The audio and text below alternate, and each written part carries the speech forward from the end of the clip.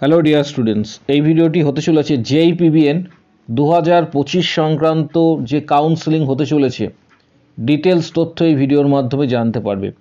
Seat matrix কী কী রয়েছে, পাশাপাশি documents কী কী লাগবে, কাউন্সেলিংয়ের প্রসেস, সমগ্র তথ্য এই ভিডিওর মাধ্যমে জানতে পারবে। পাশাপাশি এবছরে কাদের সুযোগ রয়েছে, কতটা মার্কস পর্যন্ত যারা মার্কস পেয়েছো তাদের সুযোগ রয়েছে, ডিটেলস তথ্য এই ভিডিওর মাধ্যমে জানতে পারবে। তাই ভিডিওটা প্রত্যেকে শেষ পর্যন্ত অবশ্যই দেখো। চ্যানেলটি এক্ষুনি সাবস্ক্রাইব করো, পাশে থাকা বেল নোটিফিকেশানস অল করবে এবং প্রতিটা গ্রুপে কিন্তু এই ভিডিওটা অবশ্যই শেয়ার করবে। জেইপিবিএন 2025-এর সিট ম্যাট্রিক্স কী কী রয়েছে, প্রথমে আমি গভর্নমেন্টের যে আসনগুলি রয়েছে সেটা আমি তোমাদের সাথে শেয়ার করছি। এখানে তোমরা দেখতে পাবে যে অল টোটাল যে শূন্যপদ রয়েছে অর্থাৎ আসন যেটা রয়েছে সেটা গভর্নমেন্টের টোটাল 565টা কিন্তু আসন এখানে শো করছে। এখানে 565 কিন্তু আসন রয়েছে।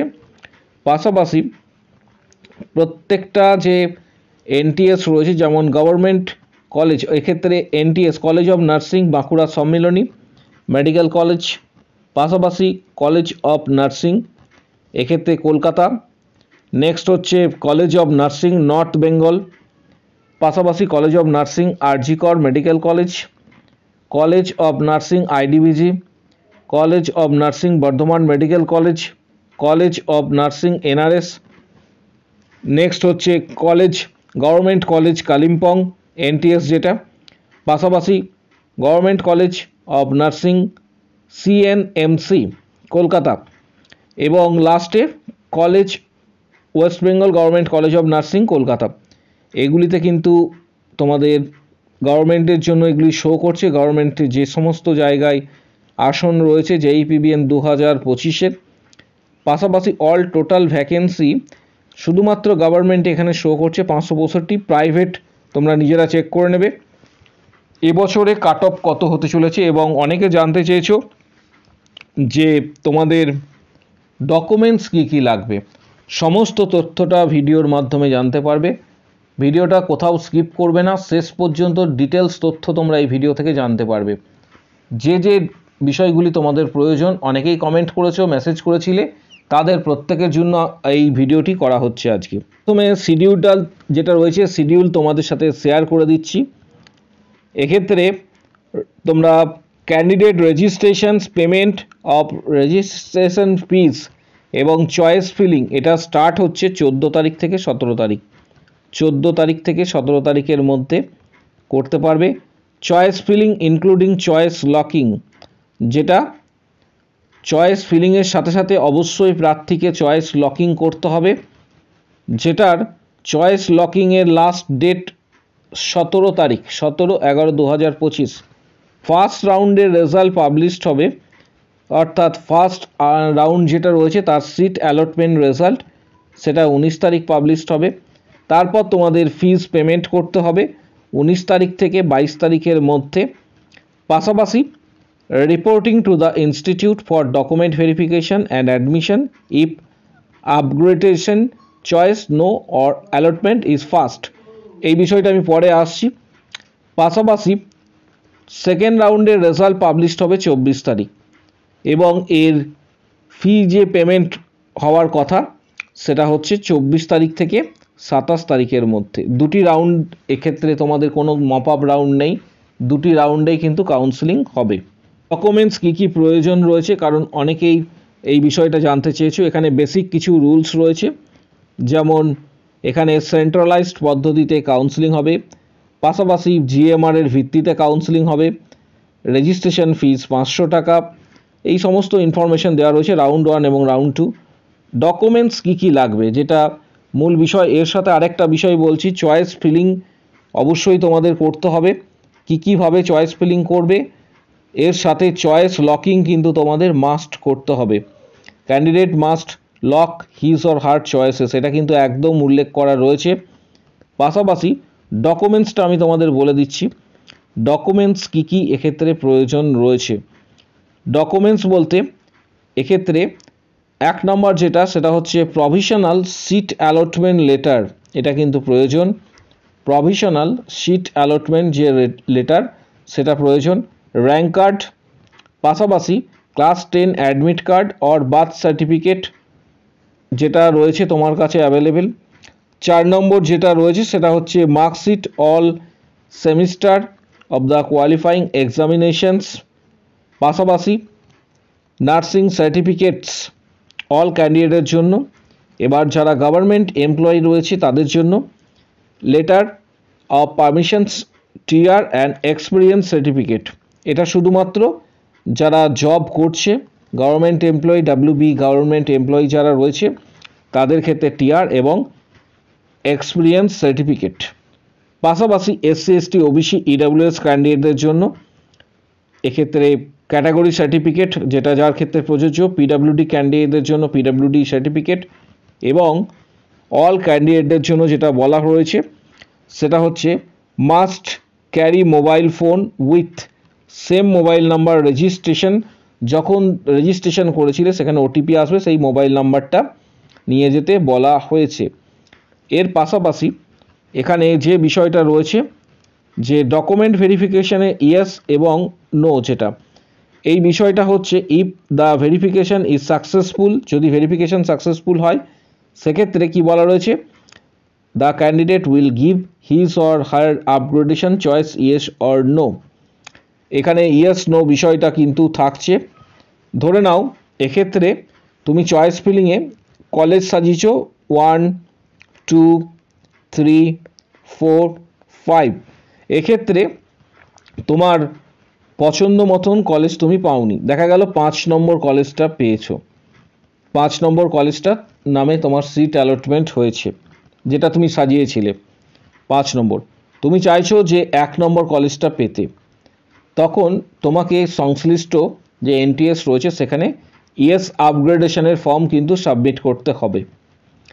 পাশাপাশি ধরে নেওয়া যেতে পারে যে তুমি 1 নম্বর কলেজটি এইভাবে কলেজ সাজিয়েছিলে 1, 2, 3, 4, 5 যতগুলি কলেজ ছিল তার মধ্যে 1 নম্বর কলেজটি তুমি এক্ষেত্রে 1 নম্বর যে কলেজ রয়েছে সেই কলেজটি তুমি পেয়েছো বা তোমার পছন্দ মতন কলেজটি পেয়েছো, তখন আপগ্রেডেশন নো ফর্মটা সাবমিট করতে হবে। এইভাবে তোমাদের আপগ্রেডেশন ইয়েস এবং নো এই বিষয়ে কিন্তু জ্ঞান থাকা প্রয়োজন বা নলেজ থাকা। এর পাশাপাশি পরবর্তী ক্ষেত্রে আরও ডিটেলস দেওয়া হবে, যখন রেজাল্ট প্রকাশিত হবে তোমাদের ফার্স্ট রাউন্ডে তখন ডিটেলসটা আরও শেয়ার করা হবে। আপাতত বিষয়টা বলে রাখলাম। রাউন্ড 1 এবং রাউন্ড 2 এর দুটো রাউন্ডে তোমাদের কাউন্সেলিং হবে।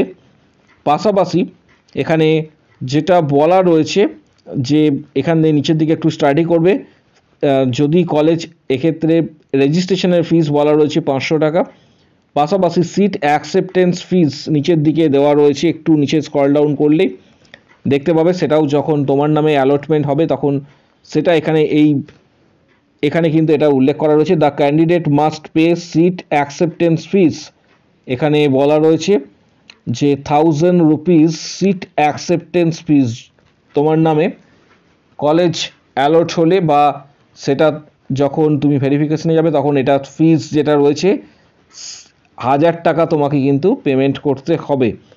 পাশাপাশি ডিটেলস তথ্য জানার জন্য অবশ্যই চ্যানেলটিকে সাবস্ক্রাইব করে রাখো, কারণ JEE-PBN 2025 সংক্রান্ত অনেক রিকোয়েস্ট এসছে, তোমরা প্রত্যেকেই জানো এই মুহূর্তে কিন্তু WB HRB staff nurse grade 2 পাশাপাশি CHO রিক্রুটমেন্টের ফর্ম ফিল আপ চলছে, তাই তোমাদের প্রত্যেককে বলে রাখছি এই ভিডিওটা কিন্তু ভালোভাবে দেখে রাখবে, ডিটেলস তথ্য এখান থেকে তোমরা পাবে এবং আগামী দিনে আরও কিছু ভিডিও আসবে।